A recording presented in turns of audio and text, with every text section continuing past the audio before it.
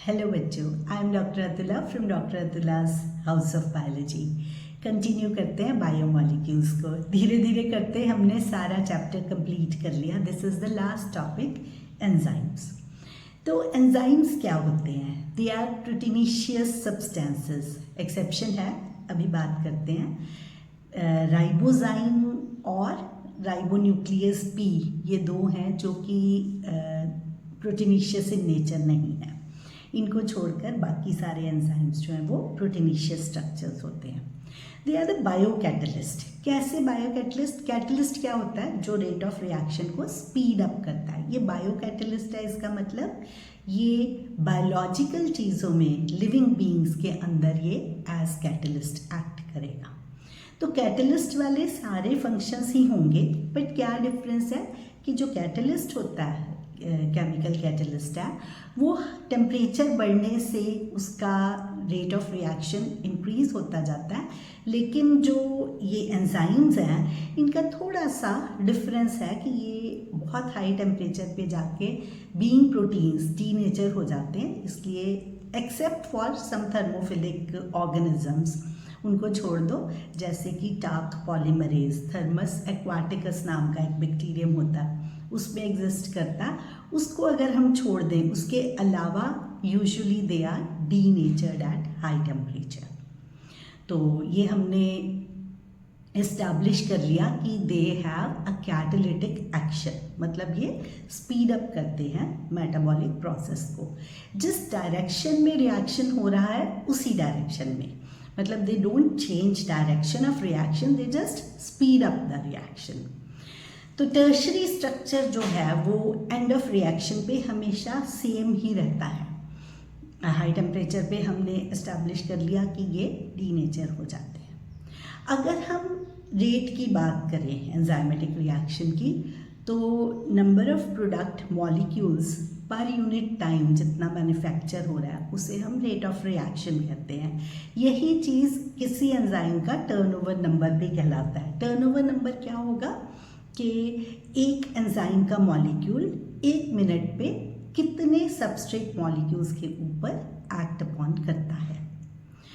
अब नेक्स्ट हम बात करते हैं इसके एंजाइमेटिक रेट की टेम्परेचर के साथ डिपेंडेंस। तो अगर हम देखें, with every 10 degree rise in temperature, rate of reaction usually doubles and vice versa. अगर 10 डिग्रीज फॉल इन टेम्परेचर होगा तो रेट ऑफ रिएक्शन जो है वो हाफ हो जाएगा। किसी भी एंजाइमेटिक रिएक्शन की अगर हम बात करें तो वो स्पीड बहुत इंक्रीज कर देता है। फॉर एग्जांपल, हम अगर बात करते हैं कार्बन डाइऑक्साइड और वाटर का रिएक्शन, अगर ये बिना एंजाइम की एक्टिविटी के हो रहा है तो कार्बोनिक एसिड की फॉर्मेशन अगर होनी है तो इट जस्ट मेक्स 200 मॉलिक्यूल्स पर hours. But in the presence of enzyme carbonic anhydrase, तो ये ना फास्टेस्ट एंजाइम है कार्बोनिक एनहाइड्रेस, तो वो क्या करता है 600,000 मॉलिक्यूल्स पर सेकेंड फॉर्मेशन करता है। तो कितना बढ़ गया? 10 मिलियन टाइम्स जो है वो रेट ऑफ रिएक्शन एंजाइम के आने की वजह से इंक्रीज हो जाता है। तो अब हम बात करते हैं कि ये एंजाइम्स जो हैं वो कैसे एक्ट करते हैं। उससे पहले हमें एक इसका एंजाइमेटिक रिएक्शन का एक चीज़ पता होनी चाहिए कि एंजाइम्स का हमने बात की थी एटलीस्ट टर्शरी स्ट्रक्चर होना चाहिए। तो इसमें क्या होता है, इसमें ना पॉकेट्स बन जाती हैं। उन पॉकेट्स को एक्टिव साइट्स बोलते हैं। एक्टिव साइट पे आकर सबस्ट्रेट अटैच हो जाता है तो वो एक कम्प्लेक्स वहाँ पर आके बनाएगा। तो एक्टिव साइट क्या है? It is the site of enzyme where a substrate attaches itself to the enzyme to carry out a biological activity. तो कैसे फॉर्मेशन होती है? सबस्ट्रेट जो है वो एंजाइम के साथ बाइंड करता है, बाइंड करके वो एक कम्प्लेक्स बना देता है। This complex is a transient complex, थोड़ी देर के लिए बनता है। तो अनस्टेबल स्ट्रक्चर है, ये एक सिंगल बन सकता है या ये मल्टीपल बन सकते हैं बीच की ट्रांजिएंट फॉर्म्स।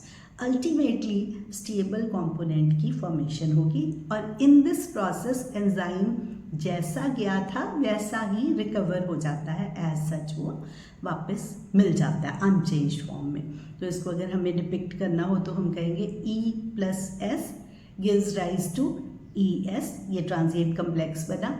उससे ट्रांजिएंट कम्प्लेक्स बना हमारे पास EP और EP से E प्लस P, मतलब एंजाइम जो है विद इन द रिएक्शन वो यूज अप नहीं हो रहा है, एज सच रिकवर हो रहा है। इसका अगर मैकेनिज्म ऑफ एक्शन देखा जाए तो अगर हम इसे प्लॉट करते हैं पोटेंशियल एनर्जी वर्सेस कि कैसे रिएक्शन का जो रेट ऑफ रिएक्शन है वो प्रोग्रेस करता है, मतलब ट्रांजिएंट स्टेट्स वगैरह की फॉर्मेशन होती है। तो सबसे पहले जो हमारे पास रिएक्टेंट्स हैं जहाँ से रिएक्शन या सबस्ट्रेट है जो जहाँ से स्टार्ट हुआ है, उसका हम देखते हैं कि एक स्टीप सी राइज हो रही है।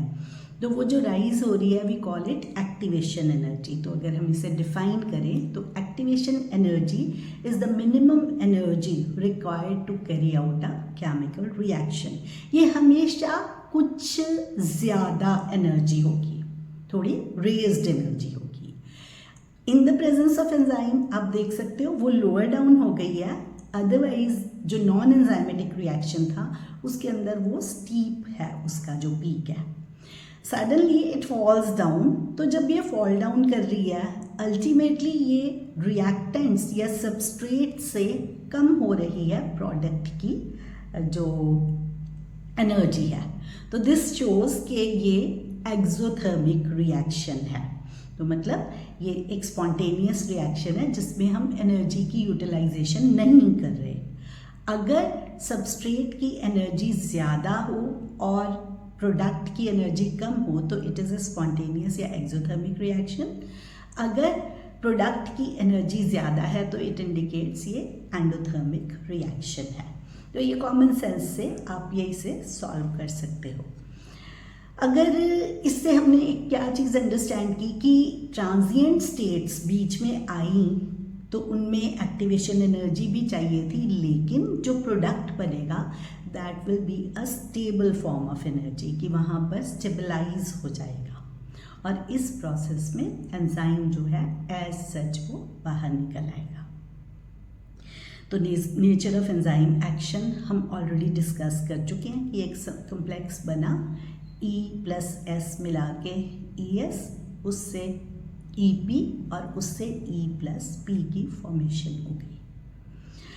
अब नेक्स्ट जो है इसी में हमारे पास टॉपिक है दैट इज़ कि कैसे कौन कौन से फैक्टर्स इसके लिए इन्वॉल्व होते हैं। टेम्परेचर का रोल हम ऑलरेडी डिस्कस कर चुके हैं वैसे, पर क्या है कि लोअर टेम्परेचर पर रिपीट कर रहे हैं हम, लोअर टेम्परेचर पर रेट ऑफ रिएक्शन स्लो होता है क्योंकि प्रोटीन्स हैं ये लोअर टेम्परेचर पर इनएक्टिव रहते हैं।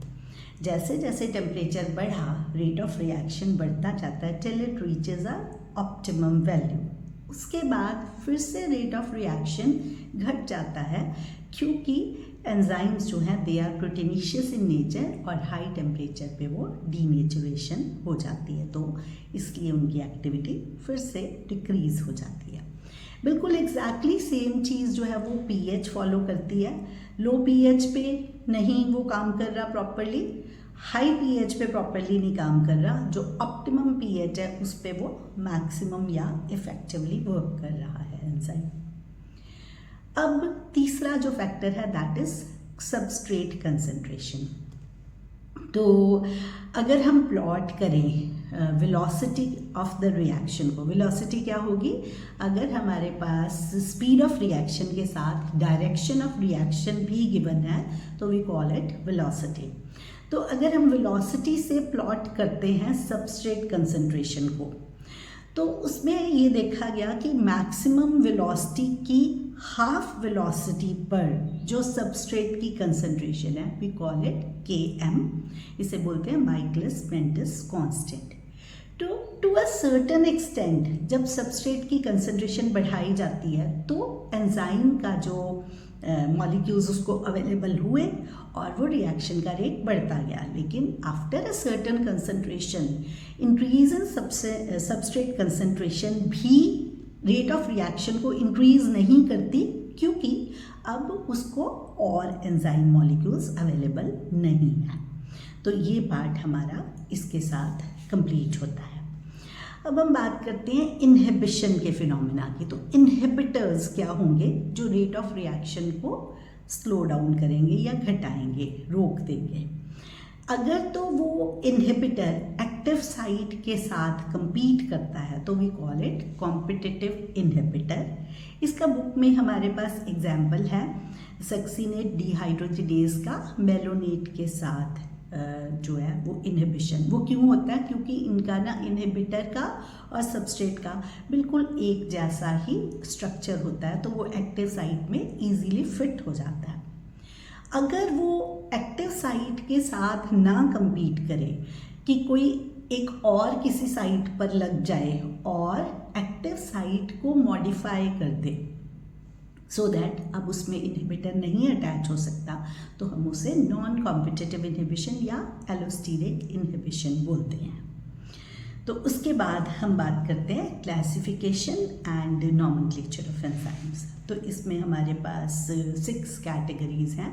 आपको जस्ट उनकी वर्ड्स से ही, उनके नेम्स से ही उनकी पता लग जाती है कि उनकी वर्किंग किस टाइप की होगी। तो सबसे पहले बात करते हैं ऑक्सीडो रिडक्टेज या डिहाइड्रोजिनेज। तो ये क्या होंगे?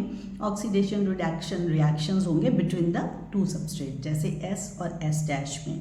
तो जो रिड्यूस था वो अब ऑक्सीडाइज्ड हो गया, जो ऑक्सीडाइज्ड था वो रिड्यूस्ड हो जाएगा। दूसरा जो टाइप है दैट इज ट्रांसफरेज। वो एक ग्रुप को दूसरे मतलब सबस्ट्रेट से उठा के दूसरे में अटैच कर देता है। तो अगर कोई S और G थे, S' साथ में था, तो अब वो क्या हुआ, S अलग रह गया और S' G कंबाइन कर गए। Then we call it hydrolysis. तो हाइड्रोलिसिस होगा, जैसे ईथर का, एस्टर का अलग अलग ग्रुप्स जो हैं, पेप्टाइड है, ग्लाइकोसिडिक बॉन्ड है, कार्बन कार्बन बॉन्ड है, कार्बन हेलाइड, PN बॉन्ड्स, ये सारे के सारे हाइड्रोलिसिस में आ जाते हैं। तो जो कुछ हाइड्रोलिसिस में नहीं कवर हुआ हाइड्रोलिसिस में, वो सब लाइसिस में आ जाएगा। मतलब अदर देन हाइड्रोलिसिस मीन्स क्या होगा, इसमें डबल बॉन्ड्स की फॉर्मेशन हो जाएगी। जैसे कार्बन के साथ X और Y 2 ग्रुप्स अटैच थे, अगर वो XY एक अलग प्रोडक्ट बना दें तो कार्बन कार्बन में हमारे पास डबल बॉन्ड की फॉर्मेशन हो जाएगी। Then we talk about isomerases. ये आप अंडरस्टैंड करते हो, स्ट्रक्चरल, पोजिशनल, ऑप्टिकल या स्टीरियो आइसोमर्स। ये हमारे पास मॉलिक्यूलर फॉर्मूला सेम होता है लेकिन डिफरेंट स्ट्रक्चर्स होते हैं। तो ये आइसोमेरिक फॉर्म्स में कन्वर्जन को हम आइसोमेरेजेस बोलते हैं। Last is ligase. लाइगेज जो है वो चीज़ों को लिंक टुगेदर करता है, 2 कंपाउंड्स को। तो ये ग्लू की तरह एक्ट करेगा लाइगेज, जॉइनिंग ऑफ, जैसे कार्बन ऑक्सीजन, जैसे P and O, C and N, ऐसे करके वो जॉइनिंग का काम करेगा। लास्ट टॉपिक पे पहुंचते हैं अब हम, वो है कोफैक्टर्स। तो अगर हम कोफैक्टर्स की बात करें, cofactor as the name indicates, cofactors जो हैं वो एंजाइम के साथ काम करते हैं to enhance their catalytic activity. इतना ज़्यादा रोल होता है कोफैक्टर्स का कि समटाइम्स एंजाइमेटिक एक्टिविटीज़ हैम्पर्ड अगर कोफैक्टर अवेलेबल ना हो। तो पूरे एंजाइम को अगर हम डिवाइड करें तो 2 पार्ट्स में डिवाइड कर सकते हैं, apo enzyme and cofactor. Apo enzyme is the protein part, जबकि कोफैक्टर जो है वो नॉन प्रोटीन पार्ट है। कोफैक्टर की फर्दर डिवीजन होती है into prosthetic group, coenzyme and metal ions. Prosthetic group is tightly attached to the enzyme. अगर वो टाइटली बाउंड है, ऑर्गेनिक कंपाउंड होता है ये, तो इसे हम प्रोस्थेटिक ग्रुप बोलते हैं। जैसे कि फॉर एग्जांपल है हमारे पास कैटलेज और पेरोक्सीडेज में हीम जो है वो प्रोस्थेटिक ग्रुप की तरह एक्ट करता है। कोएंजाइम भी ऑर्गेनिक सब्सटेंस है, यूजुअली ये विटामिन्स होते हैं। तो इनकी बाइंडिंग जो है, जैसे प्रोस्थेटिक ग्रुप में टाइट बाइंडिंग थी, तो अब ये लूजली बाउंड होते हैं। तो फॉर मतलब small amount of time, transient सा पीरियड होता है। जैसे कि NAD और NADP, nicotinamide adenine dinucleotide and nicotinamide adenine dinucleotide phosphate. तो इनके अंदर विटामिन नियासिन की प्रेजेंस होती है। अब आते हैं मेटल आयंस पे। जो मेटल आयंस है ना, वो एक कोऑर्डिनेट बॉन्ड बनाते हैं एक्टिव साइट के साथ और दूसरा कोऑर्डिनेट बॉन्ड बनाते हैं सबस्ट्रेट के साथ। तो दैट वे ये कनेक्ट कर देंगे सबस्ट्रेट को जो एक्टिव साइट ऑफ एंजाइम के साथ। इसमें एग्जांपल है जिंक जो है वो कार्बोक्सीपेप्टिडेज एंजाइम के लिए एज कोफैक्टर एक्ट करता है। तो विद दिस हमारा ये वाला चैप्टर जो है वो कंप्लीट होता है। थोड़ा लंबा चैप्टर है, लेकिन अगर आप छोटे टुकड़ों में बांट के इसे याद करोगे तो आपको अच्छे से ये लर्न हो जाएगा। इसके जितने MCQs कर सकते हो, NCERT बेस्ड जितने क्वेश्चंस कर सकते हो, प्रीवियस ईयर क्वेश्चंस, सब कुछ अटेम्प्ट करो। रिपीटेडली इसको थ्योरी को पढ़ते रहो। एक बुक में से क्वेश्चंस अटेम्प्ट करो, उसके बाद फिर से थ्योरी को पढ़ो। मिस्टेक्स जो निकालने का वो बेस्ट वे आउट यही है कि आप बजाय पीछे से आंसर्स चेक करने के, आंसर की के अंदर से आप थ्योरी में जाओ NCERT की, और वहाँ पर जाकर आप line to line answers search करने की कोशिश करो। तो उससे आपको चीज़ें ज़्यादा टाइम के लिए याद रहती हैं। Wish you all the best.